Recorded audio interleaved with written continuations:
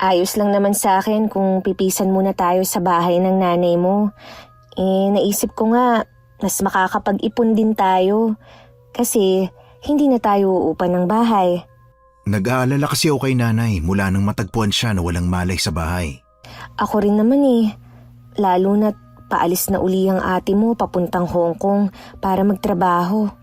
Yung bayaw ko naman kasi hindi maaasahan dahil katwiran may mga anak siyang iniintindi. Hindi sa lahat ng oras lagi niya matitingnan si inay. Kung sa bagay nga, biruin mo. Katabi lang ang bahay nila kapitbahay pa ang nakadiskubre na walang malay ang inay mo. Ibig sabihin lang nun wala siyang pakialam at hindi man lang masilip kahit sandali si inay. Kailan nga pala tayo lilipat? Alam na ba nila na titira tayo doon? Si inay lang ang nakausap ko. Hintayin lang daw nating makaalis ang ate. Okay, magliligpit na rin muna ako ng mga gamit natin. May mga tao talagang makakapal ang mukha at hindi na marunong mahiya. Ang gusto lang laging pakabeg pero hindi marunong magbigay. Para silang lintang nakakapit. Hanggat may nasisipsip na dugo, hindi sila titigil. Hello, Miss Gwen. Mapagpalang araw sa inyo at sa lahat ng mga nakikinig ngayong araw. Tawagin niyo na lang ako sa pangalang Joanne. 30 years old, pamilyadong tao. Sa kasalukuyan, masaya kaming namumuhay ng asawa at anak ko kasama ng mabait kong biyanan na babae. Ang gusto ko pong ikwento ay tungkol sa bilas ko. Kung paano siya naging sakit ng ulo at problema sa aming lahat may ilang taon na rin nang nakakalipas. Oh, bayaw! Napadalaw kayo. Kanina pa ba kayo dumating? Galing kasi ako sa paghahatid sa mga bata Kararating lang namin. Kasama mo ba si Joanne? Oo, nasa loob siya kasama ni inay. Nag-aayos ng mga gamit. Magtatagal ba kayo rito? Dito na kami titira ng asawa ko para may makasama si inay. Mahirap na kasing maulit yung nangyari dati tapos wala siyang kasama. Alam ba to ng ate Virgie mo? Kami lang ni inay ang nag-usap. Ay, dapat pinapaalam mo pa rin sa ate mo. Hindi yung basta na lang kayong lumilipat dito. Hindi naman kami sa bahay niyo titira Bakit kailangan ko pang magpaalam kay ate? Ang akin lang naman, respeto sa kapatid mo bilang panganay. Bahay ito ng mga magulang namin, kaya kay inay lang kami dapat magpaalam. At pumayag naman si inay dahil alam niya na wala siyang ibang maaasahan dito dahil nasa abroad ang ate para magtrabaho. Naalala ko nga pala, bayaw. May gagawin pa ako sa loob ng bahay. Saka na lang tayo magkwentuhan, ha? Sige, papasok na rin ako sa loob. Tutulungan ko pa sa pag-ayos yung asawa ko.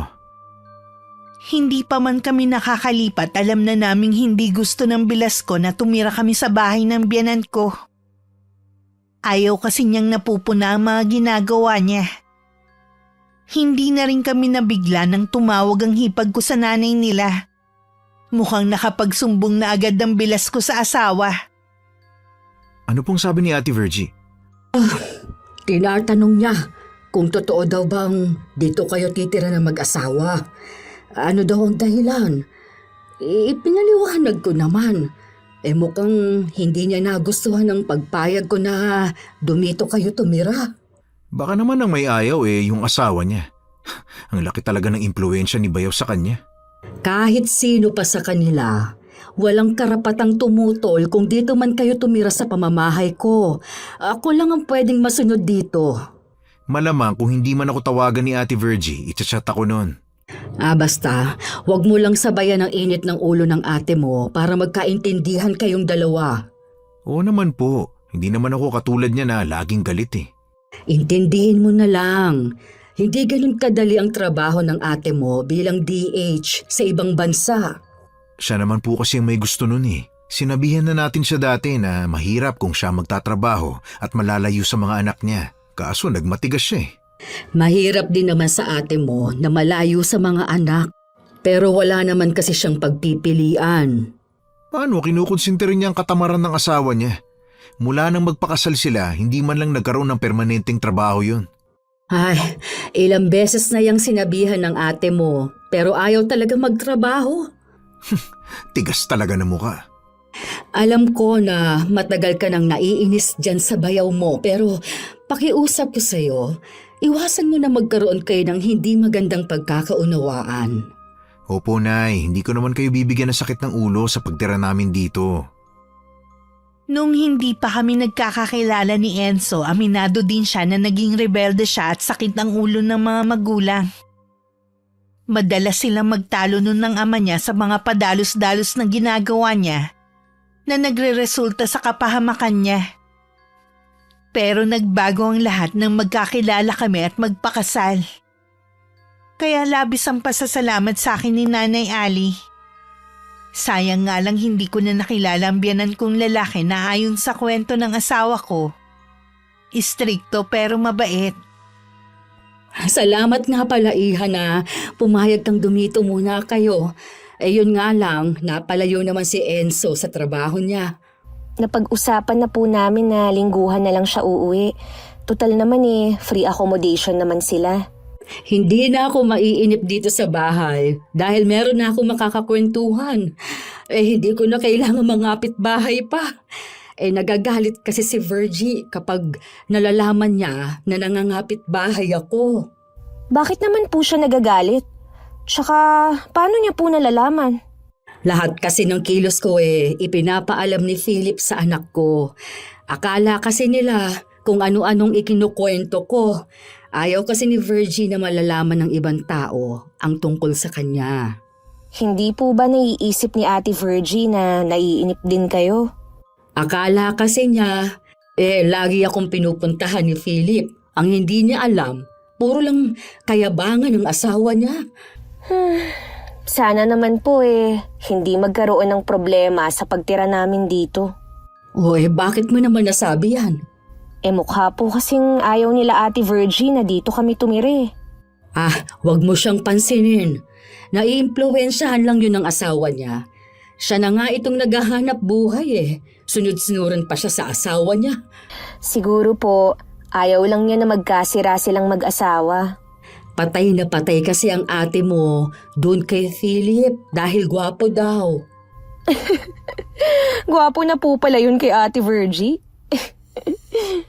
Kaya nga hanggang ngayon, napapaisip pa rin ako kung paano siya na-in love sa asawa niya.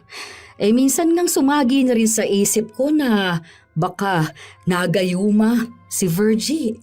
Posible nga rin po. Lalo na totoo naman talaga ang gayuma. Naniniwala ka rin pala sa gayuma?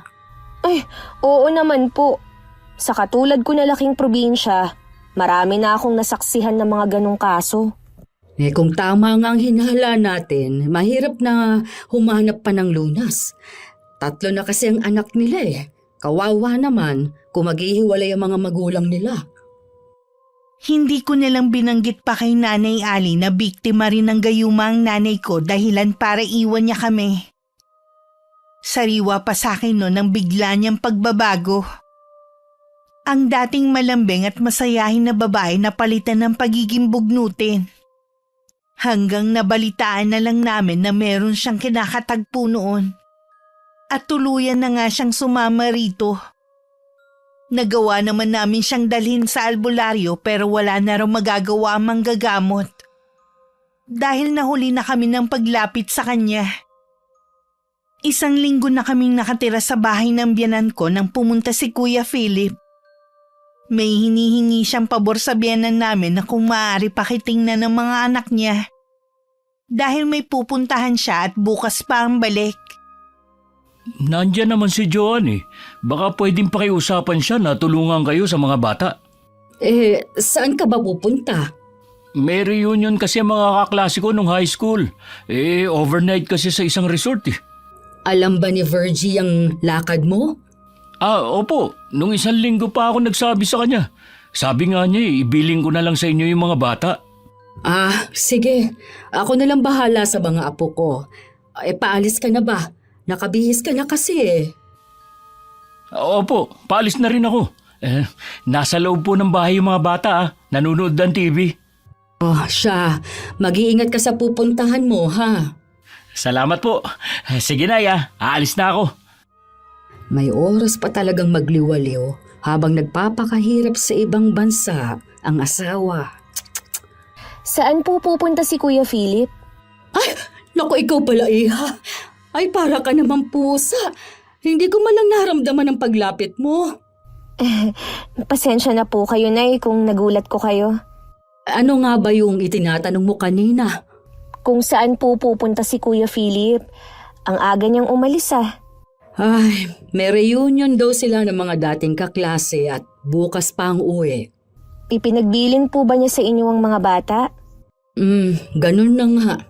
Kung gusto niyo po ako na lang ang magbabantay sa kanila para hindi na kayo mapagod. Baka kasi mahirapan kang pakisamahan ng mga apo ko. Bakit naman po? Naku, medyo may mga katigasan kasi ang mga ulo at hindi sila basta-basta sumusunod. Ganun po ba? Maiwan na muna kita ha. Susunduin ko lang sila para lumipat na muna dito sa bahay. Kilala naman ako ng mga bata dahil nakikita na nila ako noon pa. Napansin kong pailalim kong tumingin ng panganay ni na Kuya Philip. Para bang sinusuri niya ako ng mabuti. Kahit ngumiti ako, hindi man lang ngumiti pabalik. Hindi rin marunong magmano ang mga to at bumate. Ilang sandali pa, walang paalam na pumasok na ang tatlo sa kwarto. Pagpasensyahan mo na si Sam. Ganun talaga yon. Nakuha ang ugali ng ama. Ilang taon na po si Sam? 12 anyos na. Ang sumunod naman, Siyam. At 7 taon naman yung bunso. Di ibig sabihin, 2 taon pa lang po ang bunso ni Ate Virgie nung mag-abroad siya. Kasi magli5 taon na siya ron Ganun na nga. Naalala ko pa. Ay, grabing iyak niya nung umalis. Wala pa po akong anak, pero ramdam ko yung sakit na nararamdaman ni ate nung mahiwalay siya sa mga anak niya. Sana naman hindi yun mangyari sa akin. Huwag kang matakot. Masipag ang asawa mo at hindi niya hahayaang matulad kayo sa ate niya. Sa bagay nga po, wala na akong mahihiling pa kay Enzo. Nagpapasalamat nga ako sa iyo, Iha, dahil binago mo ang anak ko. Nawala ang pagkabarumbado niya. Ayun nga lang, ang ate naman niyang nagbago ng ugali. Mahirap naman po kasi ang makialam sa kanila. Wala siyang ibang pinakikinggan kundi ang asawa niya. Kita ko sa mukha ni Nanay Ali ang lungkot. Hindi ko rin naman siya masisi. Sino ba namang ina ang gusto na ang anak malagay sa alanganin? Sa pagsulyap ko sa may pintuan ng kwarto, nakita ko na bahagya yung nakaawang at nakasilip si Sam. Akmang hahakbang ako palapit nang magsara yun. Nagkibit balikat na lang ako. Kinabukasan ako na lang ang nagpresenta na pumunta sa palengke. Ayaw kasi ng magkakapatid na ako maiiwan para magbantay sa kanila. Pagdating ko nandun na ang kotse ng bilas ko. Nadatnan ko siyang naglilinis. Ngumiti naman siya sa akin. Galing ka na pala sa palengke. Maaga akong pumunta kanina para hindi na ako abutan ng init. Ako kasi kahit anong oras pwede mamalengke. May sasakyan naman kami. Mabuti nga kayo, nakapagpundar na ng sasakyan. Malaking tulong din kasi yan Di ba malaki naman ang sahod ni Bayaw? Bakit hindi pa kayo kumuha ng sasakyan? Hindi namin priority ang pagkuha ng sasakyan. May pinag-iipunan kasi kami Pwede nyo naman sigurong pagsabayin Madali lang naman ang paghuhulog. Etong sa amin nga, 2 taon na lang, matatapos na. Meron pa kaming pinag-aaral na 3 niyan. Sa private school pa sila pumapasok niyan. Wala pa naman kayong anak Plano rin namin yan, pero hindi muna ngayon. Siguro, bahay ang pinag-iipunan nyo, no? Maganda nga kung ganun. Dahil hindi naman tama na makipisan pa kayo kay Nanay Ali. Kaya lang naman kami dito tumira dahil walang kasama si nanay. Nag-aalala si Enzo na maulit na naman yung nangyari dati. Na walang nakaalam ng nangyari sa kanya. Hindi na naman naulit yun. At saka nandito naman ako natitingin sa biyanan natin. Okay lang naman kay inay na dumito muna kami. Tuwang-tuwa nga siya Ang kaso nga, ayaw ni Virgie na nandiyan kayo. Bakit naman ayaw ni Ate Virgie? Hindi ko alam. Baka ang ibig niya sabihin, may asawa na si Enzo kaya tama lang na bumukod na kayo. Sana naman, maintindihan niya na walang ibang magmamalasakit sa nanay niya kundi kami. Dapat pa nga siguro magpasalamat siya eh. Nandito nga kasi ako. Nabanggit nga ni inay na kahit magkatabi lang ang bahay niyo, hindi mo man lang siya binibisita. Tako, hindi totoo yan. Tuwing pagkahatid ko sa mga bata sa eskwelahan, lagi ko siyang sinisilip. Siya itong laging wala kaya hindi niya alam. O sige kuya, maiwan na kita ah. Aayusin ko pa kasi itong pinamili ko eh. Sige. Bigla tuloy nasira ang araw ko sa pakikipag-usap ko sa bilas ko.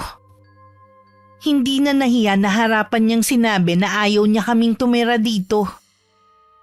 Tingin ko sa kanya merong itinatago na ayaw naming malaman. Kinalma ko na lang ang sarili ko at isinantabi muna ang nararamdaman kong inis sa kanya. Isang gabi narinig kong may kausap sa cellphone si Nanay Ali sa may veranda. Parang si Ate Virgie ang kausap niya at meron silang pinagtatalunan. Hinintay ko muna na matapos ang pag-uusap nila bago ako lumapit. Ay nako, itong batang ito Mabuti pang wag na lang siyang tumawag sa akin kung aawayin lang ako. Nay, si Ate Virgie po ba yung kausap niyo? Oo, iha. Nagsumbong pala sa kanya si Sam. Ayun, galit na galit sa akin. Ha? Ano naman po ang isinumbong ni Sam sa nanay niya? Nag-uusapan daw natin siya. Naalala ko nga po na nakasilip si Sam sa atin nung nag-uusap tayo. Kabata-bata pa niya marunong na siyang magsumbong. Ganun talaga ang batang yon. Kaya minsan, ayokong nandito sila sa bahay ko. Huwag niyo po sanang mamasamain Pero sa tingin ko, hindi pinapangaralan ni Kuya Philip ang mga anak niya. Kapag pinagsasabihan ko naman kasi ang mga bata, ako pang lumalabas na masama. Kung ayaw po nilang pinakikialaman niyo sila, huwag na lang silang humingi ng pabor sa inyo. Huwag niyo nang alagaan ng mga anak nila kapag may lakad si Kuya Philip. Baka sakali po na maisip nila na importante rin kayo. Tama ka, iha. Sa totoo lang, mula nang dumating kayo, kahit papaano gumaan ang buhay ko. Yun naman po ang dahilan kung bakit kami lumipat dito Kaya please po, relax lang kayo, ha? Kasi sa tuwing tumatawag si Virgie, inaaway ako dahil sa sumbong ng asawa at mga anak. Para bang hindi niya ako nanay kung pagsalitaan. Di ba nga, sabi niyo po, malaki ang impluwensya ng asawa kay ate. Lalo tuloy akong naiinis sa lalaking yun. Hayaan niyo na lang po sila. Mula nang lumipat kami sa bahay na yun, kami na ang gumagastos na mag-asawa.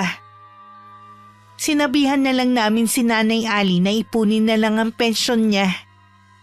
Noong una ayaw ng matanda pero bandang huli nakumbinse rin namin. Maliit lang naman kasi ang pensyon niya at dun pa kinukuha ang pambili niya ng gamot. Inakala pala ng bilas ko na ang biyanan namin ang gumagastos sa bahay. Kaya minsang nasa garden ako, nagpasaring na naman siya sa pagtira namin sa bahay ng biyanan namin. Ang laki na siguro ng ipon nyo, no?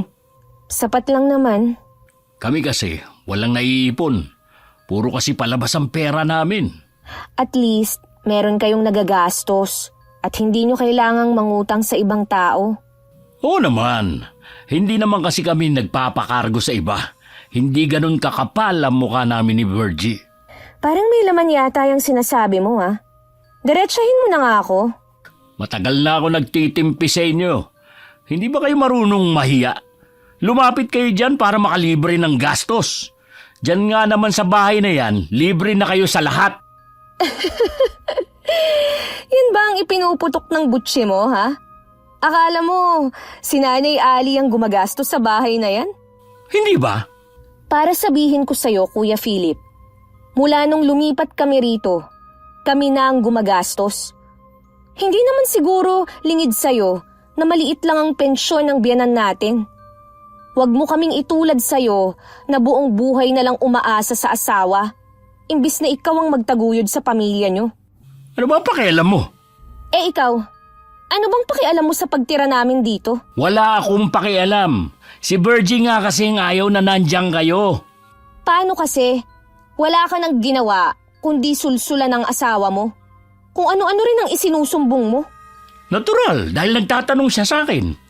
Imbis na isipin mo ang kapakanan ng asawa mo sa ibang bansa, gusto mo pa, meron pa siyang alalahanin. Palibhasa kasi, hindi mo naranasan ang magtrabaho, kaya wala kang ideya kung gaano kahirap ang sitwasyon ng asawa mo. Huwag mo nga akong tinatalikuran, ha? Ayokong mag-aksaya ng panahon sa isang lalaki na puro yabang lang. Pumasok na lang ako sa loob ng bahay. Gusto ko sanang magsumbong kay Enzo pero naisip ko na sarilinin ko na lang muna ang nangyari. Ayoko naman ako pa ang dahilan ng pag-aaway ng dalawa. Kung ako iniisip ko ang kapakanan ng pamilya, kabaliktaran naman ng bilas ko. Nang mismong araw na yun, nagsumbong siya sa asawa. Tumawag naman si Ate Virgie sa nanay niya. Galit na galit ito at inuutusan ng biyanan ko na paalisin kami sa bahay dahil kung hindi na raw niya padadalhan ng nanay niya. Tumigil ka nga, Virgie! Wala kang karapatan na utusan ako, ha? Anong pinapadala mo? Mula na magtrabaho ka dyan, Cinco, wala akong natatanggap sa'yo. Ako pa ngang pinalalabas mong sinungaling, ha? Tanungin mo ang asawa mo kung saan napupunta. Wag mo na ulit akong tatawagan kung pagsasalitaan mo lang ako ng hindi maganda. Nay, pasensya na po kung dahil sa akin eh. Wala ka namang kasalanan. Sinagot mo lang naman ang mayabang na yon. Kaya pala, ganun na lang makautos sa akin si Virgie. Akala niya, natatanggap kong mga padala niya. Kailangan kong kausapin niyang si Philip. Nakita ko pong umalis silang mag-aama kanina. Duwag talagang lalaking yun. Alam niyang kakausapin ko siya kaya tumakas na naman. Gawain na niya talaga yun. Sigurado sa mga magulang niya siya pupunta at magpapalipas na naman ng ilang araw. Hindi ko akalain na ganun kalala ang ugali ng bilas ko. Tama nga, kapag nakasama mo na ang isang tao, tsaka mo lubos na makikilala ang tunay nitong ugali. Ay, siya nga pala, Iha. Huwag mo na lang sana itong babanggitin kay Enzo, ha? Itong nangyari na to sa bahay. Huwag po kayong mag-alala, Nay. Wala naman akong balak na magsumbong sa asawa ko eh. Ayoko naman kasi na lumaki palalo ang gulo. Mabuti ka pa, ganyan mag-isip. Hindi ka tulad ni Philip. Mabilis pa sa 4:00 nagsumbong sa asawa sabay takas. Hindi po porke umalis siya, matatakasan na niya ang ginawa niya. Lagi ko na lang kasing iniisip si Virgie, kaya hindi ko makumpronta ang asawa niya. Pero si Philip, wala man lang pakialam sa kanya.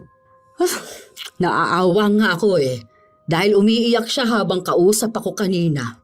Pagod na nga daw siya at kaunti lang ang tulog. Masamang balita pa ang maririnig niya. Dapat po, ang sisihin niya si Kuya Philip. Yun nga ang sabi ko. Pero ipinagtatanggol pa rin niyang asawa. Dapat siguro nakakapag-relax po kayo. Kapag po umuwi si Enzo sa Sabado sasabihan ko po na mamasyal naman tayo. Sige, Iha. Gusto ko yan. Tsaka, pwede ba natin dalawin ang puntod ng tatay nila Enzo? Oo naman po. Wala naman pong problema Matutuwa pa nga po si Enzo niyan. 2 araw bago umuwi ang bilas ko. Masaya pa sila ng mga anak niya nang dumating.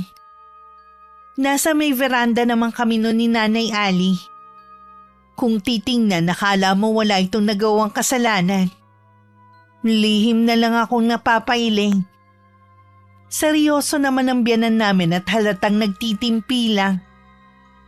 Nang akmang papasok na ang mag-aama, pinigilan nito ang manugang. Humarap naman si Kuya Philip kasama ang 3 bata na para bang nagpapakampi sa mga to. Papasukin mo na ang mga apo ko sa loob ng bahay. Ano po bang sasabihin niyo sa akin? Ang sabi ko, papasukin mo ng mga bata sa bahay ninyo. Ayokong marinig nila ang anumang pag-uusapan natin. O baka naman, gusto mo pang magpakampi sa mga anak mo. Mga bata, narinig nyo naman si Lola. Pumasok muna kayo sa bahay. Sam, ayusin mo na yung mga dala natin, ha? Ayan, wala na po ang mga bata. Ano po ba yung sasabihin nyo? Talaga bang hindi mo na ako nirerespeto bilang biyenan mo, ha? Hindi ko po kayo maintindihan, Nay. Kaya pala ganun na lang ang tonong ginagamit sa akin ni Virgie. At kulang na lang, utusan ako dahil akala niya yung perang ipinadadala niya na para sa akin ay nakukuha ko. Kasi po, Nay, Huwag mo nang tangkain pa na magpalusot. Ang kapal pa ng mukha mo na panay sumbong ka kay Virgie. kaya lang naman po ako nagsumbong kay Virgie dahil hindi ko nagustuhan ang mga pangiinsulto ni Joan sa akin. Mula nung dumating sila mag-asawa akala mo kung sino na sila. Bakit? Naiinsulto ka ba? Kahit papaano sila, hindi pa bigat na katulad mo. Naging 3 na ang anak ninyo, hindi ka pa rin nagbabago. Sabihin mo kay Virgie na wala kang ibinibigay sa aking pera. Tawagan mo ngayon si Virgie. Mamaya na lang po. Ngayon na, ito ang cellphone ko. Tawagan mo na siya. Ayoko na dahil sa pera, mag-aaway kaming mag-ina. Nay naman, maliit na bagay lang naman po yun Ibibigay ko naman po sa inyo yung pera. Huwag ka nang marami pang sinasabi. Tawagan mo na ngayon ang asawa mo. Dahil kung hindi, palalayasin kita sa bahay ninyo. Huwag mong kalilimutan na ang kinatitirikan ng bahay ninyo ay pag-aari ko pa rin. Walang nagawa si Kuya Philip kundi tawagan ng asawa niya. Napilitan din ng Bilasco na aminin kung saan niya dinadala ang pera na para sana sa biyenan namin. Dinig namin ang galit na boses ni Ate Virgie. Marami pa tong sinabi sa asawa bago tinapos ang tawag. Masaya na po ba kayo na dahil sa inyo, kaya kami nagkakagulong mag-asawa ngayon? Sisihin mo yung ugali mo na meron ka. Pinapalampas ko lang ang mga ginagawa mo dahil kay Virgie. Pero sa pagkakataong ito, hindi na. Maiwan ko na po kayo. Aasikasuhin ko pa ang mga anak ko. Kinagabihan, pumunta ulit ang Bilasco sa bahay namin. Humingi siya ng dispensa sa biyenan namin at maging sa akin. Napag-isip-isip daw niya ang mga maling nagawa. Sana daw mapatawad na namin siya. Natuwa naman si Nanay Ali sa kanya. Pero ako, ibang kutob ko sa inaarte niya. Pakiramdam ko, pakitang tao lang ang ginagawa niya. Lalo na ng mga sumunod na araw na hindi kami pinapansin ng mga anak niya. Kahit ako nagulat ng irapan ni Sam ang kanyang lola. Nang sundan ko ang dalagita para sana pagsabihan, narinig kong nagtatawanan pa ang mag-ama. Mukhang si Kuya Philip pa talaga nagtuturo sa anak kung paano maging bastos sa kanilang lola. Sinarili ko na lang muna ang nalalaman ko. Hanggang dumating na si Enzo at sinabi kong gusto kong ipasyal ang nanay niya. Kung gusto nyo mag-camping na lang tayo. Ayos lang yan sa akin. Namimiss ko na nga rin ang mag-camping Gusto ko yan, anak, para maiba naman. Hihiramin ko na lang yung sasakyan ni Insan para may magamit tayo. Dala-dalawa naman ang sasakyan nun Sabihan niyo lang ako kung anong mga dadalhin natin na pagkain at ako nang bahala. Sige, maiwan ko na muna kayo. Titignan ko lang ang pinakukuluan kong baka. Sige po, Nay. Ipagluluto ka raw ni Inay ng paborito mong nilaga. Yan ang isa sa mga namimiss ko kay Nanay Ay, siya nga pala. Kamusta kayo dito sa bahay? Ayos naman. Hindi ba tumatawag sa'yo si Ate Virgie? Hindi ko pa pala nababanggit sa'yo na blinak niya ako sa messenger. Nagtalo kasi kami nung huling tumawag siya sa akin Oh, ano naman ang pinagtalunan nyo? Huwag mo na lang mababanggit kay Inay Gusto niyang umalis tayo sa bahay na to. Parang gustong angkinin ni ate ang bahay at lupa namin dahil siya daw ang mas may karapatan dahil siya ang panganay. Nag-aral naman ng ate mo, pero parang hindi niya ginagamit. Paano nga kasi sinusulsulan ng asawa? Wala na siyang ginawa kundi maging sunod-sunuran sa bayaw kong inutil. Gusto ko na ngang kausapin eh. Kaya lang pagdating ko biglang pumasok sa loob ng bahay nila. Hindi yun haharap sa'yo. Dahil alam niyang may nagawa siyang kasalanan sa'yo. Hindi man ngayon pero kailangan mag-usap kami. Dadalawa na nga lang kami magkapatid ni ate. Ayokong magkalayo pa ang loob namin nang dahil lang sa kanya. Iba nga kasi ang ugali ng bayaw mo. Sobrang kapal ka mo ng mukha niya. Kinabukasan pagkatapos ng almusal namin tsaka kami lumakad. Wala rin ang mag-aama at nauna pang umalis sa amin. Akala siguro ni Kuya Philip sa bahay lang maglalagi ang asawa ko kaya umiwas siya.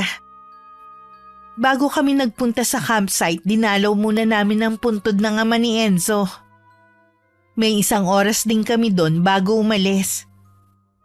Nag-overnight kami sa campsite at nakita ko naman na nag-enjoy si Nanay Ali. Ay, salamat mga anak. Dinala ninyo ako sa napakagandang lugar na ito. Ulitin po natin to sa susunod, Nay. Oo ba? Sana kasama na natin ang ate mo at ang mga apo ko. Ay, malabo po yan sa tingin ko. Hindi naman mahilig si Kuya Philip sa mga ganito eh. Sa bagay nga. Tsaka, mas gusto nilang kasama ang pamilya ni Philip kaysa sa atin. Malamang doon sila nagpunta. Nakakausap niyo po ba si ate? Oo, pakiramdam ko nga may problema ang ate mo na ayaw niyang sabihin. Gusto ko sanang ibalik yung dati na lagi kaming nagkakausap. Kaya lang, lagi daw siyang busy.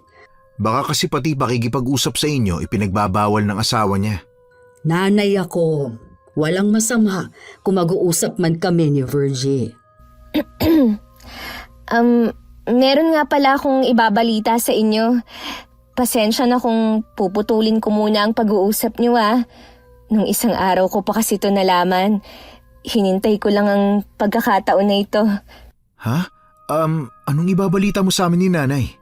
Palagay ko magandang balita yan. Aba, iba ang kislap ng mga mata mo at ngiti. Ganun na nga po. Sabihin mo na, mahal. Huwag mo na kaming bitinin. Nalaman ko na buntis na ako. Magkakaanak na tayo, Enzo. Ha? Buntis ka? Ay, sa wakas! Magkakaapo na rin ako sa inyo. Ano ka ba, Enzo?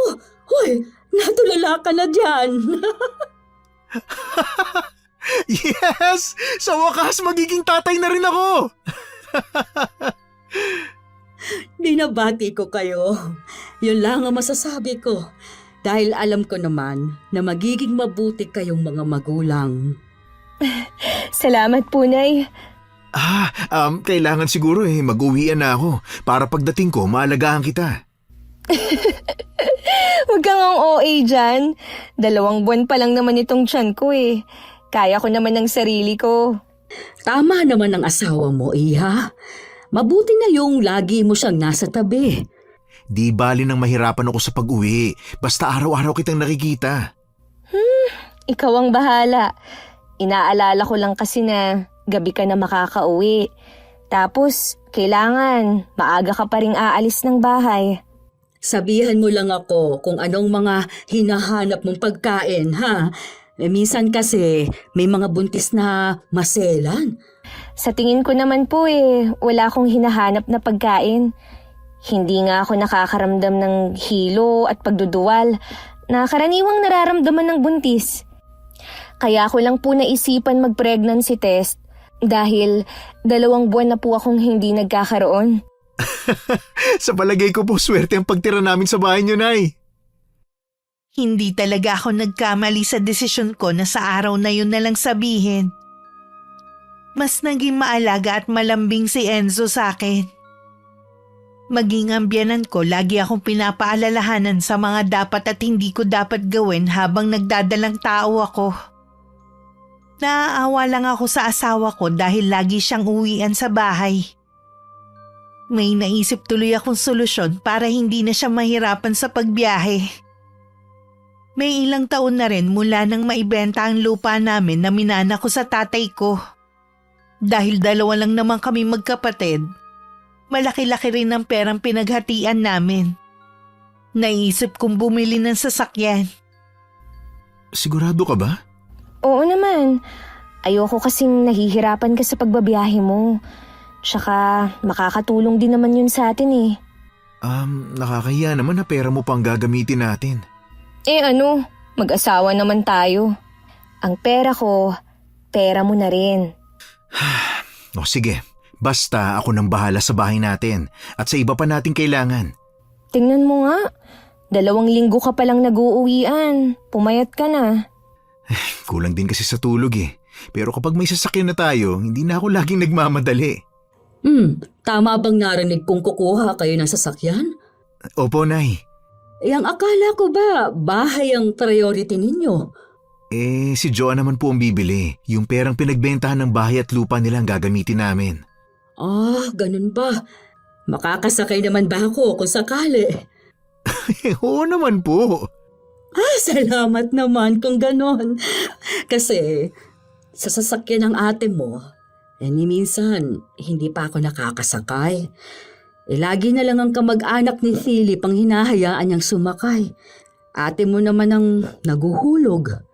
Ay, napakakapal talaga ng bayaw ko para pagdamutan kayo. Kapag po may sasakyan na tayo, kahit saan nyo gustong pumunta makakapunta na tayo. Madalas lang naman na sa palengke ako pumupunta Ihahatid pa rin po namin kayo. Tuluyan na ngang lumayo ang mga bata sa amin. Kahit kasi tawagin namin sila para magmerienda, hindi sila pumupunta. Minsan narinig ko pang sinabi ni Sam sa lola niya na ang lolo at lola lang daw nila sa side ng amang tinuturing nilang kamag-anak. Balak ko sanang pagsabihan ng bata pero pinigilan ako ng biyanan ko. Bastos po ang batang yun eh. Hindi tama na pagsalitaan niya kayo ng ganon. Hayaan na lang natin. Si Virgie na lang ang kakausapin ko. Pasalamat nga sila. Nagkaroon sila ng mabait na lola. Iba na talaga ang ugali ng mga kabataan ngayon. Palagay ko po, tinuturuan din ng ama. Hindi naman siguro, Iha. Narinig ko po minsan si Kuya Philip Talaga? Pambihira naman siya. Wala na ngang trabaho. Hindi pa maturuan ng magandang asal ang mga anak. Kung ayaw po nila na pumunta rito sa bahay para magmerienda, wag na lang natin silang pilitin. Ipaaalam ko pa rin ito kay Virgie. Bahala na kung paniwalaan niya ako. Matinding pagtatalo ang naganap sa pagitan ng mag-ina. Hindi kasi naniwala si Ate Virgie sa sumbong ng nanay niya. Sumama naman ang loob ng biyanan ko dahil sa masasakit na salitang binitiwan ng anak. Nadatnan ko pang umiiyak si Nanay Ali sa sala habang hawak ang cellphone niya. Hindi po ba naniwala sa inyo si Ate Virgie? Hindi lang yun. Parang hindi niya ako nanay. Pagkatapos ko siyang dalhin ng 9 na buwan sa sinapupunan ko, inalagaan at pinag-aral. Ito pa ang igaganti niya. Ang sigawan ako, dadaig ko pang ibang tao. Wala na po akong ibang naiisip kundi pansamantalang putulin niyo muna ang ugnayan sa kanila. Maiisip din po niya balang araw ang mga mali niyang sinabi sa inyo. Wala na talaga siyang ibang pinaniniwalaan kundi ang asawa niya. Naaawa man ako sa kanya dahil alam ko na pinipirahan lang siya ng asawa at pamilya nito. Siya naman ang bulag sa pagmamahal dito. Hindi niya makita ang mga mali ni Philip. Bulag na nga po siya sa pagmamahal. Hindi na niya naiisip na naliligaw na ng landas ang mga anak niya. Magpapahinga na muna ako at sumikip kasi ang dibdib ko. Nay, gusto niyo po bang dalhin ko kayo sa ospital? Teka lang tatawagan ko si Enzo. Huwag na, Iha. Ayos lang ako. Pahinga lang ang kailangan ko. Sigurado po ba kayo? Oo naman. Kahit anong pilit ko, ayaw talagang magpadala sa doktor ni nanay. Binantayan ko na lang siya sa silid niya hanggang makatulog siya. Hindi naman ako mapakali hanggat hindi ko nakakausap si Kuya Philip. Kaya lumabas ako para harapin siya. Nagkataon namang nasa labas siya ng bahay at may kausap sa cellphone. Nang makita ako, agad na siyang nagpaalam sa kausap sa kabilang linya. May kailangan ka?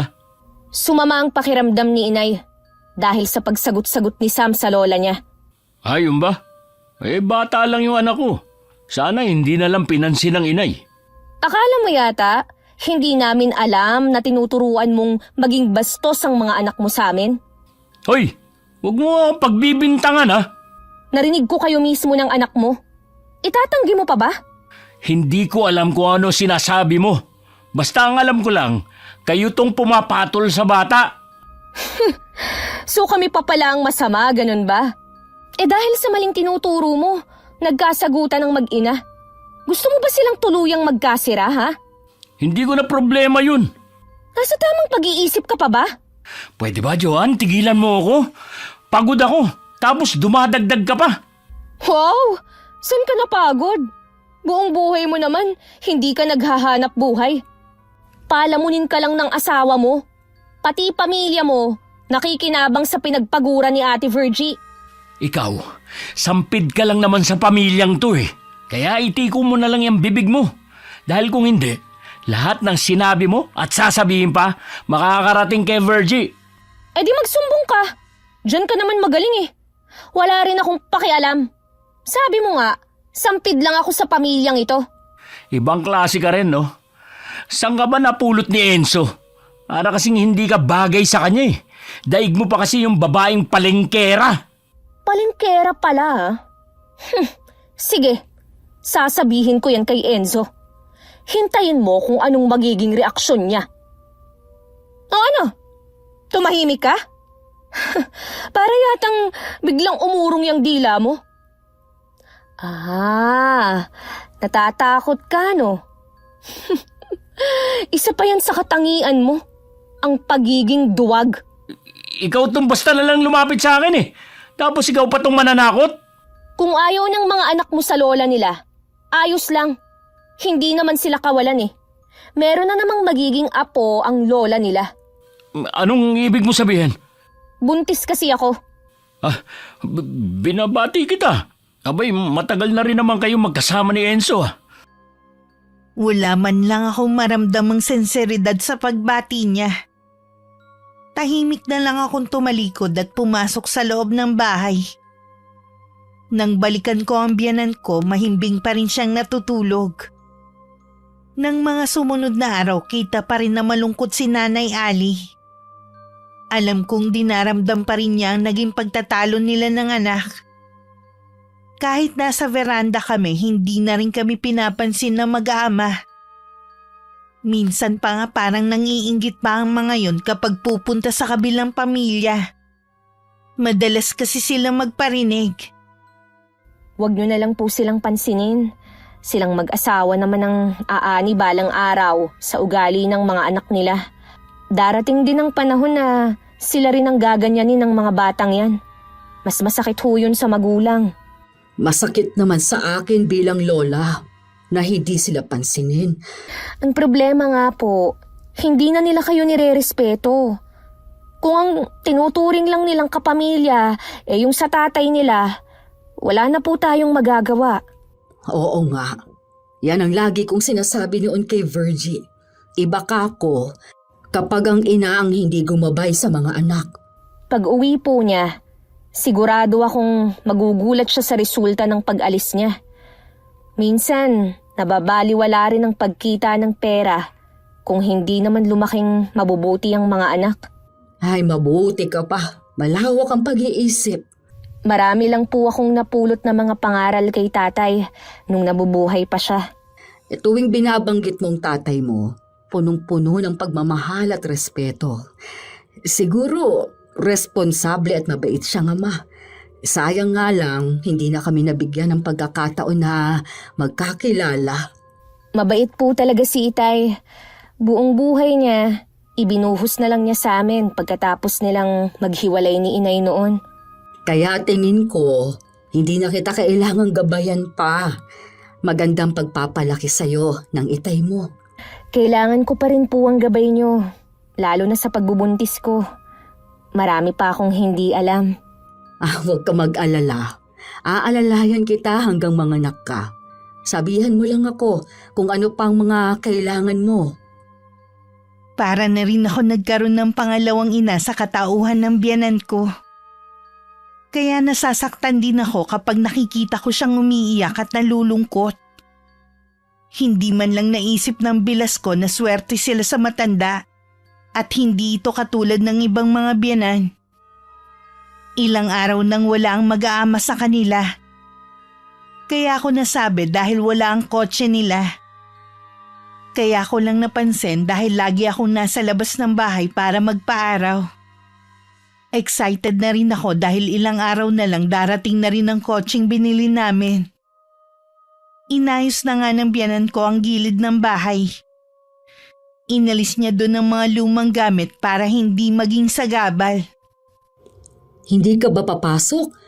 Mainit na ang sikat ng araw sa balat. Maya-maya po, Nay. Wala pa rin pala ang mag-aama mo. Ilang araw na ba silang wala? Pang-4 na araw na po ngayon na wala ang sasakyan nila dyan. Baka may okasyon sa partido ni na Philip. Tumatagal kasi sila doon kapag may okasyon. Nay, ni minsan po ba inimbita kayo ng pamilya ni Kuya Philip? Maliban nung kasal ng dalawa, hindi na ulit ako nakatungtong sa kanila. Kahit nung nandito pa ang ate Virgie mo, hindi naman niya ako isinasama. Mabuti ka pa nga nun. Birthday at binyag ng pamangkin mo inimbita mo ko. Siyempre naman po, parte na kayo ng pamilya namin. Ay, halik ka na sa loob. Mahapdi na talaga sa balat ang init. Sige po, kapag pala dumating na yung sasakyan, gusto kong pumunta kay na Kuya Jonathan. Sumama po kayo Sigurado na magugustuhan niyo yung bago nilang tinitirhan. Lumipat na pala sila ng bahay? Doon po kasi sa dati, umuupa lang sila. Kailan daw ba ilalabas sa kasa yung sasakyan? Kung hindi raw po bukas, sa makalawa, meron lang po kasing inaasikaso si Enzo sa trabaho. Saktong 5 araw dumating na rin ang kotse na napili naming mag-asawa. Dumiretso na rin kami sa simbahan para ipabless yun sa kakilalang pari ni Nanay Ali. Kumain na rin kami sa labas para selebrasyon na rin. Pag-uwi namin wala pa ring tao sa kabilang bahay. Mga kapitbahay namin ang unang nakaalam. Naalam ko agad na totoo ang saya nila para sa amin.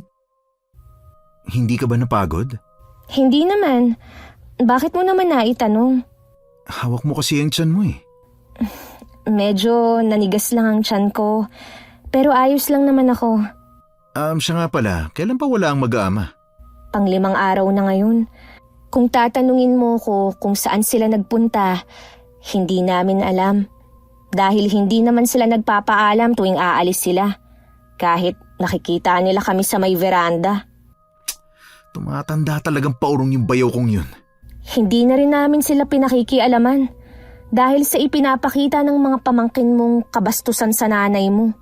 Wala naman kasi silang matututunan sa tatay nilang makapal. Anong ituturo nun na maganda? Kawawa pa rin syempre ang mga bata. Dadalhin kasi nila yun hanggang paglaki At yun din ang sasalamin sa mga magulang nila. Di anihin nila. Wala naman dapat sisihin kundi sila rin Pwede bang sa araw na wala kang pasok dalawin naman natin si Kuya Jonathan? Oo naman, isama natin si Inay. Sinabihan ko na siya. Sa pang-6 na araw may tumigil na kotse sa tapat ng gate. Akala ko may bisita kaya lumabas ako para tingnan. Pero ganun na lang ang gulat ko nang bumaba si Kuya Philip at mga bata. Kahit nakita nila ako na nakatayo sa labas ng bahay ni hindi man lang sila sumulyap sa akin. Tuloy-tuloy lang sila sa bahay nila.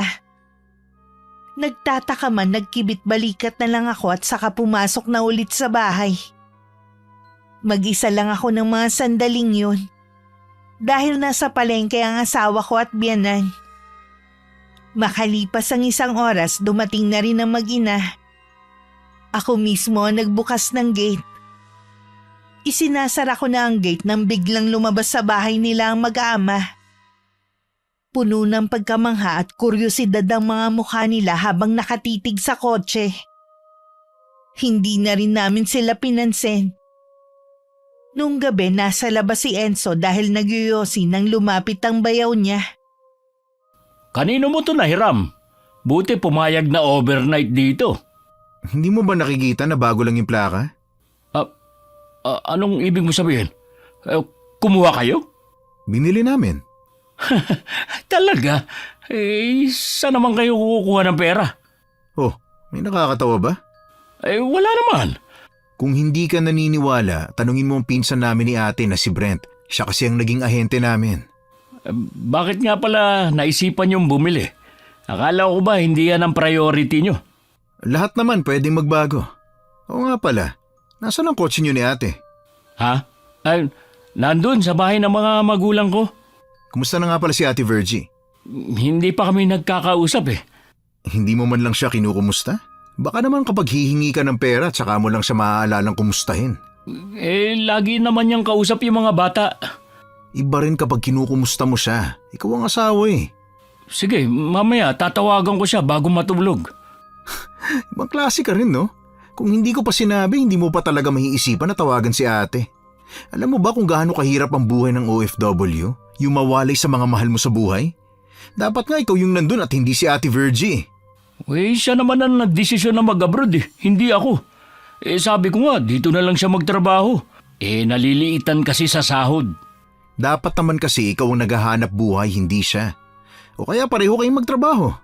Gustuhin ko man, wala namang magbabantay sa mga bata. Sus, dati naman nag-aalok si inay na siya na lang muna mag-aalaga sa mga anak ninyo. Pero matigas talaga ang mukha mo na hindi magtrabaho. Wala akong pakialam kung ano opinion mo sa akin.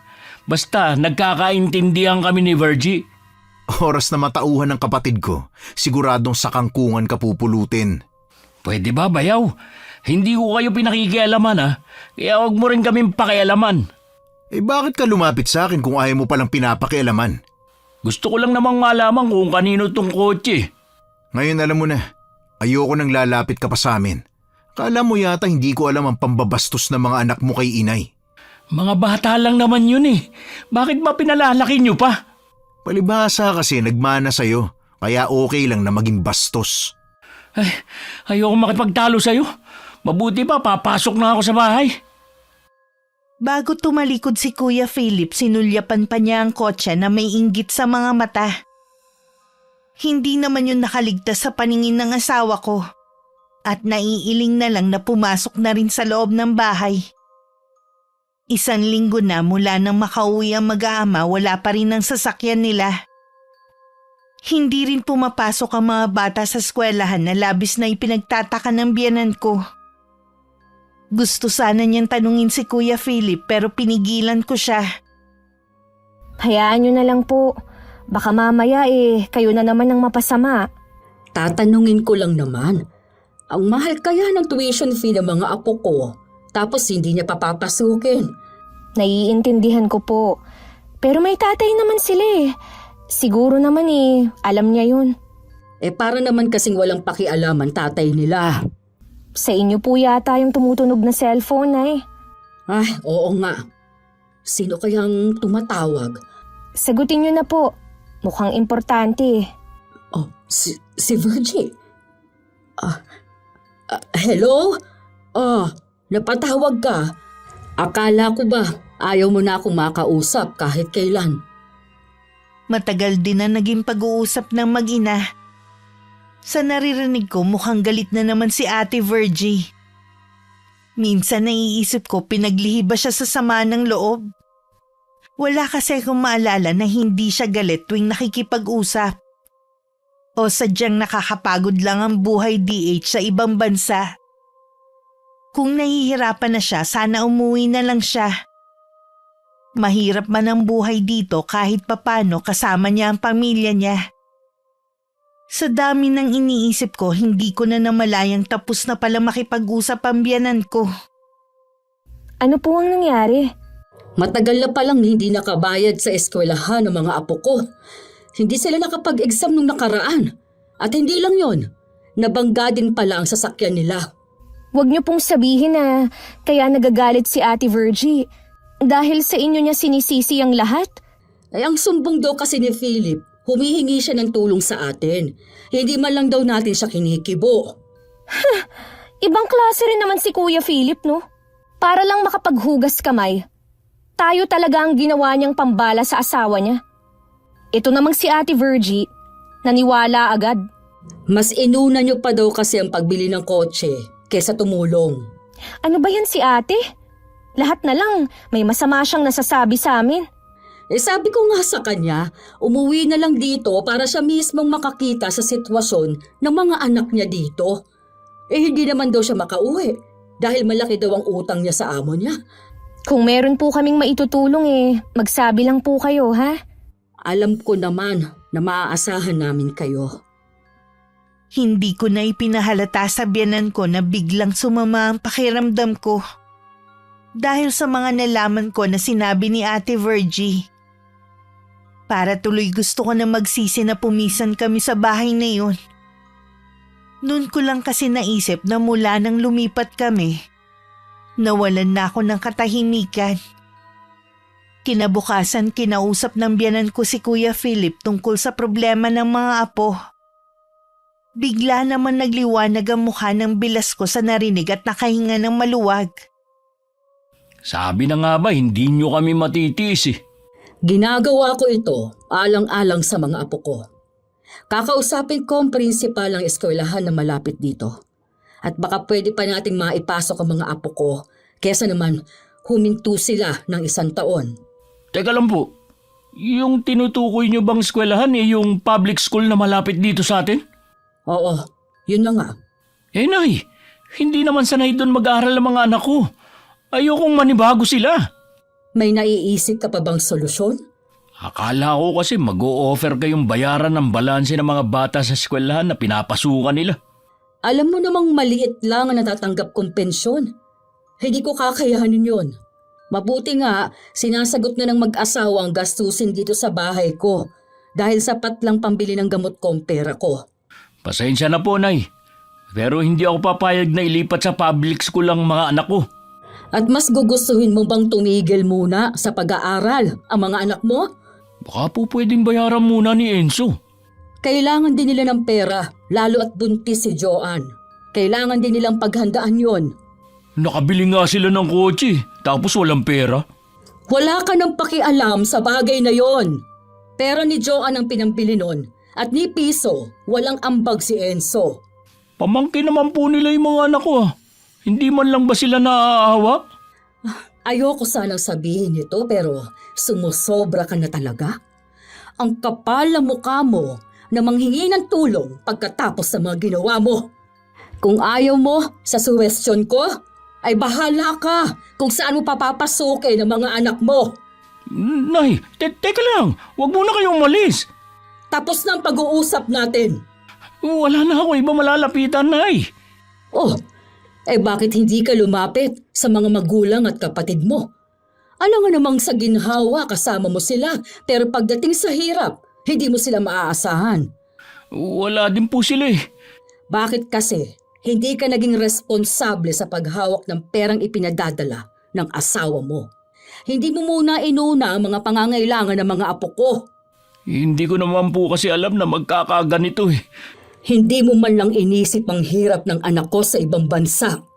Samantalang ikaw, puro ka pasarap dito. Nakatungo na lang si Kuya Philip habang pinapagalitan ng biyanan namin. Sa huli, wala na rin siyang nagawa kundi ilipat na lang sa ibang eskwelahan ng mga anak. Ang biyanan ko na rin na nagbibigay ng baon. Dahilan para pansinin na rin ng mga bata ang lola nila. Bigla rin nagbago ang bilas ko. Naging mabait na siya sa pakikitungo sa amin pero hindi ako naniniwala sa pinapakita niya. Alam kong hindi bukal sa loob ang kabaitan niya. Nararamdaman kong meron siyang kailangan at hindi nga ako nagkamali. Bayaw. Di ba day off mo bukas? May iba ka bang lakad? Wala naman, mas gusto ko lang magpahinga dito sa bahay. Ba't mo naitanong? Kasi hihingi sana ako sa'yo ng pabor eh. Anong pabor? Kwan kasi, birthday nung pamangking ko bukas eh. Imbitado yung mga anak ko. Mahirap naman kung mamamasahe lang kami. 3 pa sila. Malayo din kasi yung bahay eh. Baka pwede namang hiramin yung kotse nyo. Pasensya ka na Bayaw ha. Hindi kasi ako pwedeng basta na lang magpahiram dahil hindi naman sa akin to. Sigurado naman napapayag si Joan eh. Itatanong ko sa kanya pero huwag kang umasa. May kadamutan din paling asawa mo. Anong sinabi mo? Para kotse lang eh. Pinagdadamot pa. Bakit ikaw? Madamot ka rin naman ah. Hindi naman kasi ako nagbabayad ng sasakyan namin dati. Wala yung ipinagkaiba ngayon. Umalis ka na nga sa harapan ko. Baka kung ano pang magawa ko sa'yo. Nitong mga nagdaang araw, madalas akong tanghali na magising. Hindi rin kasi ako agad nakakatulog sa gabi. Hindi ko natuloy maasikaso ang asawa ko bago siya pumasok sa trabaho niya. Mabuti na lang maunawain siya at naiintindihan ng sitwasyon ko. Kahit inaantok pa, bumangon na ako at nagpunta sa kusina para magtimpla sana ng gatas nang marinig ko na may kausap ang biyanan ko. Tatalikod na sana ako nang marinig ko ang pangalan ko. Mukhang si Ate Virgin na naman ang kausap ni Nanay. Wala ka nang ipinagkaiba sa asawa mo kung magsalita. Magkasing kapal na rin ang mga mukha ninyo. Gusto nyo lagi na lang kayong pinagbibigyan. Pagod na ako sa pag-intindi sa'yo.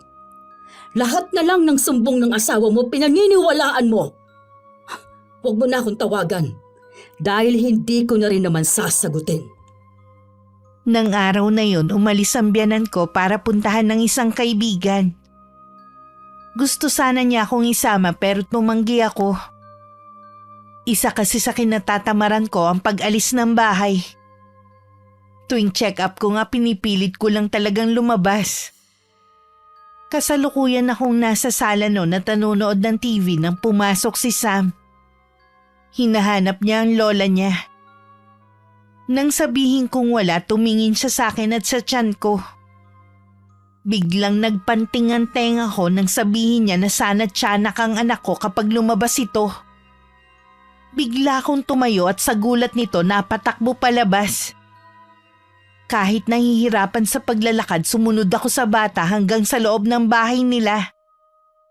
Anong klase kang ama para turuan mo ng kalokohan ng anak mo, ha? Ano ba sinasabi mo dyan? At saka, hindi ka pwede pumasok dito. Sana, sinabihan mo rin ang anak mo na huwag basta papasok sa bahay at magsasalita ng hindi maganda. Hoy Sam, hindi mo ba alam na pera ko ang ipinambabayad sa service nyo papuntang eskwelahan? Tapos sasabihin mong sana tiyanak ang anak ko paglabas? Huwag ka nga sumigaw dyan. Tinatakot mo ang anak ko eh. Wala akong pakialam. Abwisit kayong mag-ama. Mula ngayon, wala na kayong mahihitang tulong sa amin. Bawiin mo sinabi mo. Hindi buwisit ang anak ko kundi ikaw. Hindi ko nababawiin. Inubos nyo na ang pasensya ko. Subukan ulit ng anak mo na magsalita ng hindi maganda sa anak ko. Siguradong pagsisisihan niya. Hindi nyo alam kung ano ang kaya kong gawin.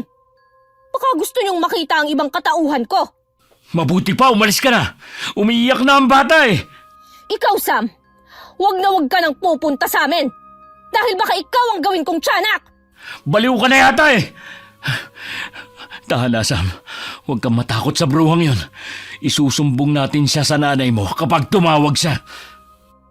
Hindi nagtagal, dumating na ang biyanan ko at naabutan akong namimilipit sa sakit ng tiyan. Gusto na nga niyang dalhin ako sa ospital pero tumanggi ako. Ilang sandali lang naman na wala na rin naman ang pananakit.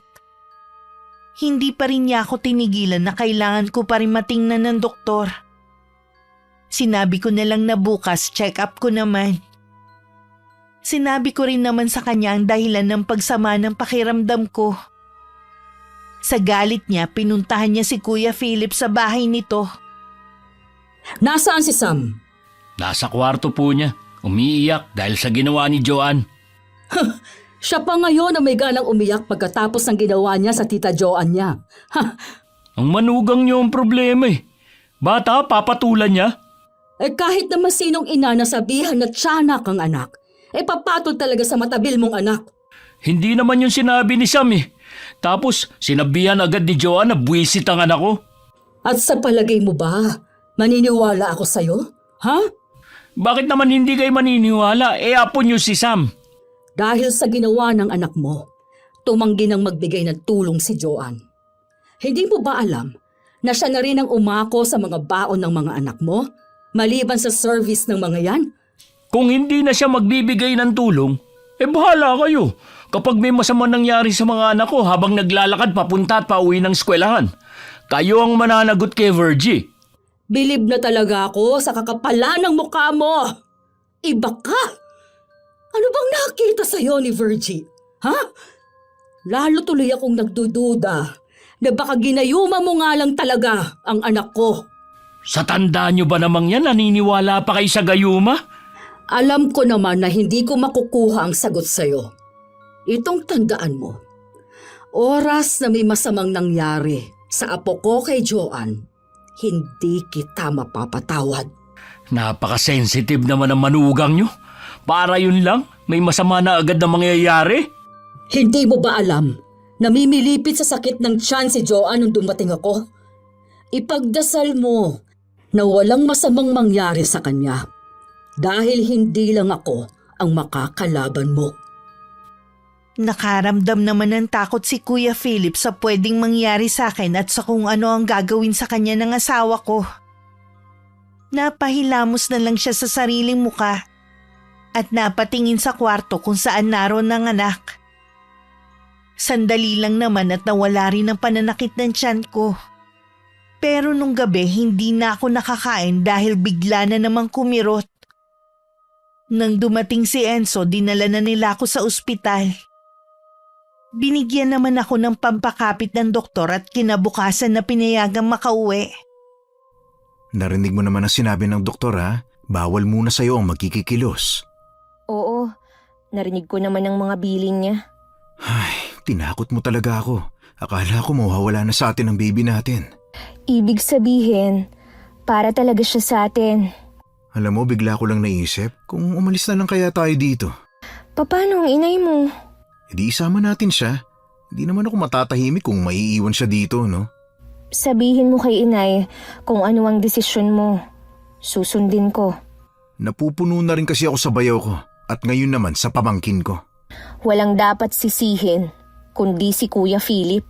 Dito ka muna ha. Lalabas lang ako. Kung balak mong kausapin si Kuya Philip, sa tingin ko wala namang mangyayari. Parang hindi naman kasi pumapasok sa utak niya yung mga sinasabi natin. Bibigyan ko lang siya ng leksyon para alam niya kung saan lulugar. Sige na, magpahinga ka na lang. Ano? Enzo! Bumalik ka! Hayaan mo na lang siya! Hindi na pinansin ni Enzo ang pagtawag ko sa kanya. Nag-aalala man hindi naman ako makasunod sa kanya para pigilan siya sa balak niyang gawin. Umaasa na lang ako na pipigilan sila ng biyanan ko. Paglabas ni Enzo, tumuloy siya sa bahay ng bayaw niya. Sakto namang palabas ng pinto ang lalaki kaya agad siyang binigwasan ng asawa ko. Aray, bakit mo ako sinuntok? May gana ka pa talagang magtanong ha? Kaya nga nagtatanong kasi hindi ko alam eh. Kung natuluyan na wala ang anak namin ni Joanne, hindi lang yan ang aabutin mo sa akin. Baka nakakalimutan mo. Asawa ko ang ate mo. Wala ka talagang galang. Hindi ka naman talaga karapat dapat igalang. Wala kang ang buto para itaguyod ang sarili mong pamilya. Wala ka nang pakialam sa bagay na yan. Walang pakialam ha? Di huwag kayong hihingi sa amin ng tulong. Wala na rin aasahan yung mga anak mo. Makakaraos din kami. Ngayon lang naman kami nagipit eh. Oras na magpadala uli si Virgie, babalik na uli sa dati ang lahat. Hindi na kayo makakaahon dahil baon din si ate sa ibang bansa dahil sa inyo. Mismong pinsan namin na kwinentohan niya ang nagsabi. Biruin mo, 5 taon nagsakripisyo ang kapatid ko sa wala. May usapan na kami. Hanggat hindi nakakatapos sa mga anak namin, magtatrabaho siya doon. Ang kapal mo? Imbis na ikaw ang nandoon, kapatid ko pa talaga. Mabuti pa bumalik ka na sa pamilya mo. Total wala ka namang silbi dito eh. Sino ka para paalisin ako dito, ha? Sige, hayaan mong si inay ang magpalaya sa'yo. Dapat doon pa niya ginawa to eh. Naaawa lang siya sa mga anak mo. Kahit ako sa ginawa ni Sam, nawalan na rin ako ng amor sa kanila. Kung magsalita ka, parang hindi mo sila pamangkin ah. Turuan mo ng magandang asal para hindi ka inisan ng mga tao katulad mo. Ang yabang mo! Baka gusto mo makatikim ulit ng suntok, ha? Para kasing hindi ka pa natatauhan eh. Sobra nang ginagawa namin pagpapasensya sa'yo. Tumanda ka na lang, hindi ka pa rin nagbabago. Sa dami ng mga masasakit na salitang natatanggap mula sa asawa ko ang bilas ko. Para bang manhid na siya sa anumang naririnig niya. Nakahinga lang din ako ng maluwag nang bumalik na si Enzo. Halata pa rin sa kanyang mukha ang galit. Pinilit ko na lang din makapagpahinga at binilinan siya na wag nang lalabas ng bahay. Epekto siguro ng gamot na iniinom ko, mabilis akong inantok at nakatulog. Dun lang tumayo si Enzo at lumabas ng silid namin. Gusto niyang kausapin ng nanay niya tungkol sa pagpapaalis kay Kuya Philip. Masyado naman yatang malupit ang gusto mo mangyari, anak.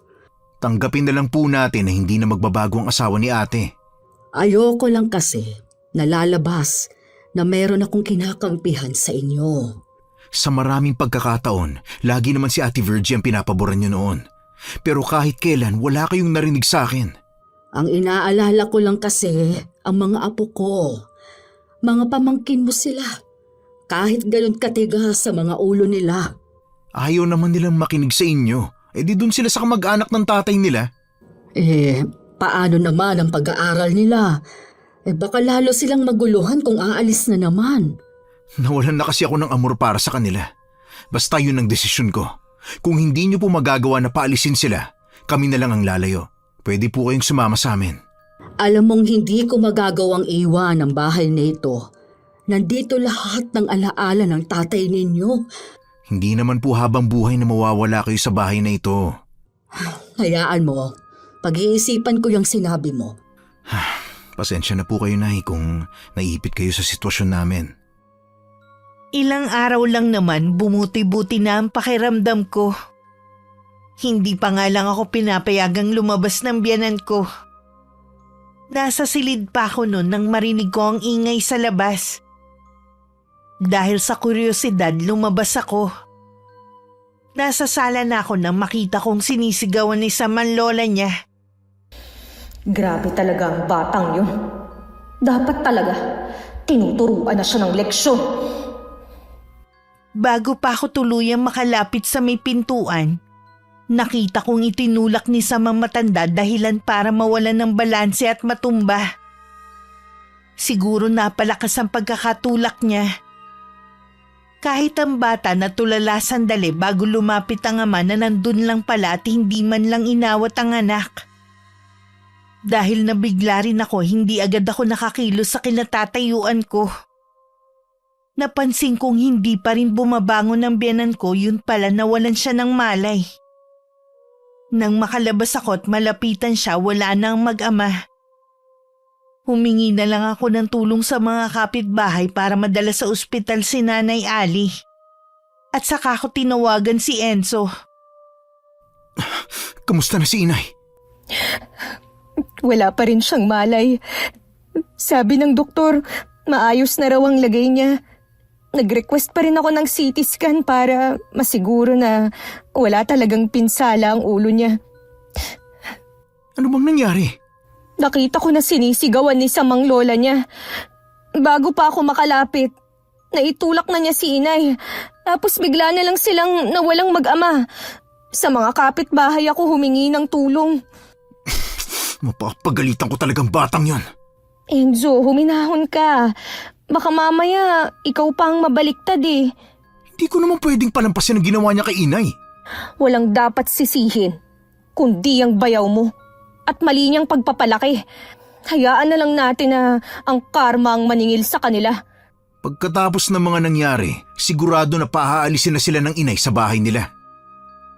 Dahil kailangan ko pang uminom ng gamot, nauna na akong umuwi ng bahay.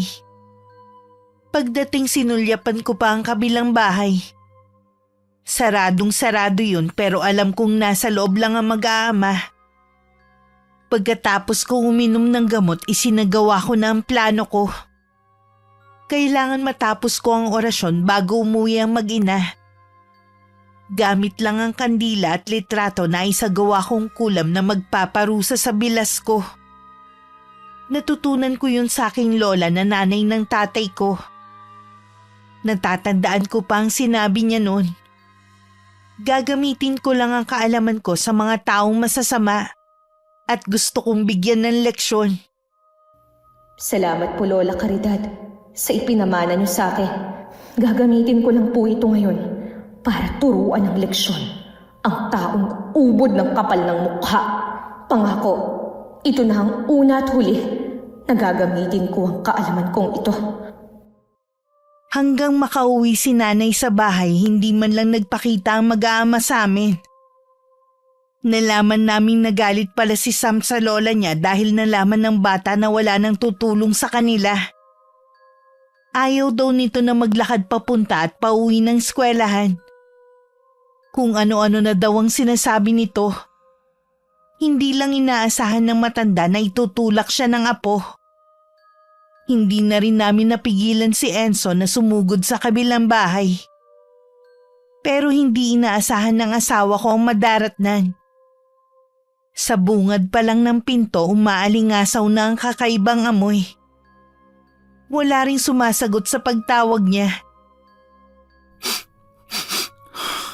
Ano bang amoy yun? Hindi ba sila naglilinis ng bahay nila?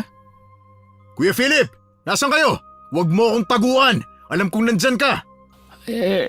Enzo, nandito ako sa kwarto. Nandyan ka lang pala? Kanina pa ako tawag ng tawag, hindi ka man lang lumalabas. Ganyan ka ba talaga? Kuya Philip? Anong nangyari sa'yo? Tulungan mo ko, Enzo. Hindi ko alam kung ano nangyayari sa akin. Kahapon pa masama ang pakiramdam ko eh. Wala akong tigil sa pagsusuka. Hindi rin ako makakain dahil lasang kalawang yung pagkain. Tapos, ito, nagkaroon na ng butlig yung balat ko. Sobrang kati na hindi ko mapigilan na kamutin. Hindi ko naman alam na magsusugat. Nasaan na nga pala mga bata? Nung nasa ospital kayo, pinasundo ko sila sa kapatid ko. Nakita mo kung anong resulta ng pagpapalaki mo sa mga pamangkin ko? Yang nangyayari sa'yo, karma na yan. Tulungan mo ako, bayaw. Tulungan mo ako madala sa ospital. Baka malala na ang sakit ko. Bakit hindi ka humingi ng tulong sa pamilya mo? Hindi daw nila ako matutulungan. Alam ko nandidiri lang sila sa akin. Pagkatapos ng mga ginawa mo, sa amin ka pa talaga hihingi ng tulong. Bahala kang mabulok dyan. Bayaw! Huwag kang umalis, bayaw! Para walang awa! Huwag mo akong iwan dito! Huwag mo akong iwan, Enzo! Parang bingin na walang narinig si Enzo sa pagmamakaawa ng bayaw niya. Pagdating sa bahay, ikinuwento naman niya ang nangyayari kay Kuya Philip. Tahimik lang ako at hindi nagbibigay ng anumang opinyon. Kahit masama nang ginawa ng bilas ko, nag-aalala pa rin ang biyanan ko sa kanya. Hindi mo siya dapat iniwan doon. Dalhin mo na siya sa ospital. May pamilya naman siya. Hayaan yung silang magdala sa kanya sa ospital. Sabi mo nga, parang wala namang pakialam ang pamilya niya sa bayaw mo. Paano? Puro pakabig lang ang pamilya niya, parang siya. Ngayon, wala nang mahihita sa kanya. Hindi na siya makahingi ng pabor. Anak, ako na ang nakikiusap. Dalhin mo na si Philip sa ospital para magamot na. Sa kwento mo pa lang, malala ng bayaw mo. Alam ko na naging masama siya sa atin, pero Huwag natin siyang gantihan ng masama din. Oo na, sige na. Pero pagkatapos nito at hindi pa rin siya nagbago, pasensyahan na lang kami. Hindi ko na siya ituturing na bayaw. Dinala na nga ng asawa ko ang bayaw sa ospital. Pagdating doon, inasikaso naman sila agad. Medyo nailang pa nga si Enzo dahil nakilala siya ng ilang nurse doon. Sa ospital din kasi na yun namin dinala si Nanay Ali. Okay naman lahat ng pagsusuri sa bilas ko. Binigyan lang siya ng gamot at ointment. Pinaiiwas rin muna siya sa mga malalansang pagkain. Hindi maiwasang magtaka ni Enzo dahil kung siya ang tatanungin, alam niyang malala na ang lagay ng bayaw.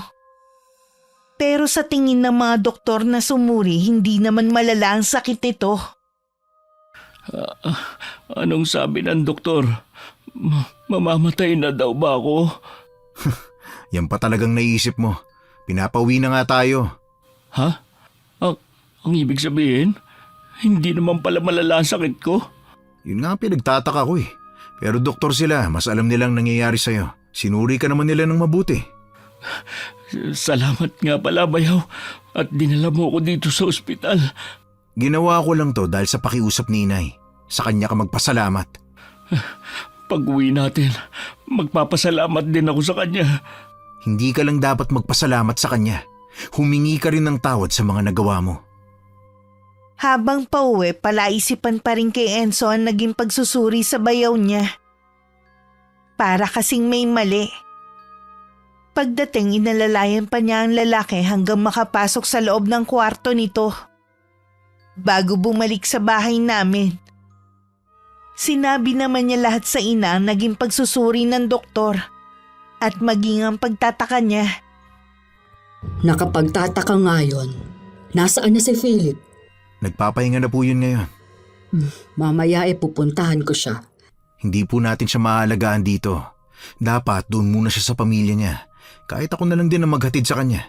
Tsaka, dapat siguro magpasuri din siya sa albularyo. Baka kasi sumpa ang nangyayari sa kanya. Sa ugali niya kasi, hindi po malabo na marami ang galit sa kanya. Kung sino man ang gumawa nun sa kanya, ay sana mapatawad na niya si Philip. Kung gusto niyo po siya makita, sasamahan ko na kayo. Pero wag lang ho kayo mabibigla kapag nakita niyo siya, ha? Nang makaalis ang mag-ina, tsaka naman ako lumabas ng kusina. Gusto ko sanang makita din ang bilas ko. Pero alam kong hindi ako papayagan ni Enzo dahil sa kalagayan ko. Nakaramdam naman ako ng sundot ng konsensya dahil sa ginawa ko. Mukhang sumobra naman ako. Mahabaging langit! Ay, anong nangyari sa'yo? Nay, hindi ko alam. Pakiramdam ko, mamamatay na ako. Ihatid na kita sa inyo. Ayoko bayaw. Ayoko makita ko ng mga anak ko ng ganito ang kalagayan. Wala kasing titingin sa'yo dito. Doon sa inyo, mas maaalagaan ka. Nakikiusap ako sa inyo. Huwag niyo akong dalhin doon. Siguradong pandidirihan lang ako sa amin. Meron ka bang nakaalitan? Yung pinagbantaan ang buhay mo? Marami. Pero hindi ko na matandaan kung sino sa kanila nagbanta sa akin. Kaya ako naitanong dahil posible kasing nakukulam ka. Kaya ba hindi makita ng doktor ang tunay kong sakit? Oo, ganun daw yun. At sa paningin ng doktor, wala kang sakit. At kapag ininom mo pa mga nasa reseta, lalong lalala ang sakit mo. Tulungan niyo ako, Nay. Ayoko pa mamatay. Kailangan ako ng mga anak ko. Oo, maghahanap tayo ng albularyo. Ingat lang po kayo dahil marami ang nagkalat na peking albularyo ngayon. Oo nga, kapag ganito pa naman na gawa ng kulam, oras ang kalaban natin. Oo nga pala. Baka po may alam si John kung paano gagamutin si Kuya Philip. Yung lola po kasi niya may alam sa kulam. Manggagamot daw yun nung nabubuhay pa. Kung ganun, kausapin mo ng asawa mo. Huwag na tayong mag-aksaya ng oras. Sige po, uwi muna ako sa bahay. Dito ko na lang kayo hihintayin. Baka hindi rin ako tulungan ni Joan dahil sa laki ng kasalanan ko sa kanya. Huwag mong isipin yan. Tsaka, alam ko na mabuting tao si Joan. Salamat, Nay. Nandiyan kayo para damayan ako. Patawarin niyo ako sa mga nagawa kong kasalanan. Napatawad na kita. At sana lang, magbago ka na. Alang-alang sa mga anak mo at kay Virgil. Pangako, magbabago na ako. Akala ko kung bakit ako hinahanap ni Enzo. Bigla kasing sumama ang pakiramdam ko kaya nahiga na muna ako. Sinabi niya na sisiguro nilang kinukulam ang bayaw niya. At wala naman silang kakilalang albularyo. Baka daw may alam ako na pwedeng makatulong sa bilas ko. Hindi ako umimik at nakatitig lang ako sa kanya. Alam ko na galit ka sa kanya. Sana isang tabi mo muna. Emergency kasi to eh. May alam ako pero hindi ko maaaring ipakita kahit kanino ang proseso bilang respeto sa namayapa kong lola. Sige, hahayaan kitang mapag-isa. Ngayon na ba? Oo, habang may sapat akong lakas. Alam mo naman na pinahihirapan ako ng pagbubuntis ko ngayon eh. Pasensya ka na ha. Kung hindi mo kaya, pwede namang... Gagawin ko. Naaawa rin naman ako kay Kuya Philip. Nang maiwan ako sa kwarto, tsaka ako kinuha ang litrato ng puno ng patak ng kandilang ginamit ko. Bawat sumpa may katapat na lunas na itinuro din sa akin ng lola ko noon. Naisip ko baka ang karma mapunta sa anak ko. Ayoko namang mangyari yun. Muli umusal ako ng orasyon para bawiin ang karamdaman na ibinigay ko sa bilas ko. Nang pumikit ako, naririnig ko pa sa isip ko ang mga hiyaw ni Kuya Philip. Alam kong hirap na siya. May 1 buwan na rin mula nang mangyari yun. Sa kasalukuyan may trabaho na ang bilas ko at iniwan na muna niya ang mga anak sa mga magulang niya. Naging malaking aral sa kanya ang nangyari para magbago. Ganon din sa akin na minsan nang nagpadaig sa galit. Ang pagganti sa kapwa ay walang maidudulot na maganda. Mas piliin pa rin natin ang maging mabuti para maging tahimik ang pamumuhay. Maraming salamat Miss Gwen sa pag-ere ng aking kwento. Naway may napulot na aral ang inyong mga tagapakinig. Wakas. Bago po tayo mag-shoutout, gusto ko muna magpasalamat kay Ang Hukom sa pag-guest niya sa ating ngayong araw. Huwag niyo pong kalilimutang mag-subscribe sa kanyang channel. Okay, shoutout po tayo. Shoutout kay Sabrina Omar. Hi kay Geraldine Rubio from Kuwait. Hello kay Cheryl Maestre from Jordan. Hi kina Miss Angelica Dalit from Infanta Quezon at Jonard Mercado ng Burdeos, Quezon. Hello kay Jenmer Garcia. Hi kay Ayesa May Sevilla. Hello kay Jessa Verdos Torres from Nueva Ecija. Shoutout sa Maragrag family at Hakoba family from Samar. Hi kay Aileen Tundag from Hong Kong. Hi kay Annalyn Siriaco from Oman. Hi kay Vilma Manabat from San Fernando, Pampanga. Hello kay Arlene Mahinay. Hi kay Romel Pero from Cavite.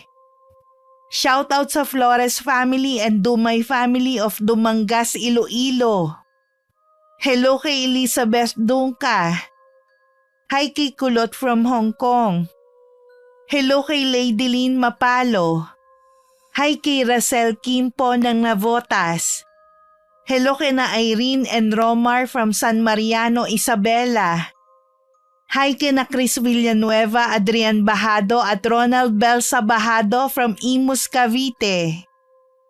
Hello kay Ana Rosario from Mangagoy, Surigao del Sur. Hi kay na Rosa Estrada at Mama Sara. Shoutout kay May Alitaw Espartero and family from Negros Occidental. Hi kay Angelina Ke. Hello kay na Mara Santa Ana at Tonyo Maralit mula sa probinsya ng Marinduque. Shoutout kay Mary Joy Baino at sa Baino family from Binangonan, Rizal. Hi kay Ibot Alcantara ng Mangaldan, Pangasinan. Hi kay Lily Joy Lily. Shoutout sa Rubenesha family, Pajarito family, Turla family, and Baldosa family ng Northern Samar.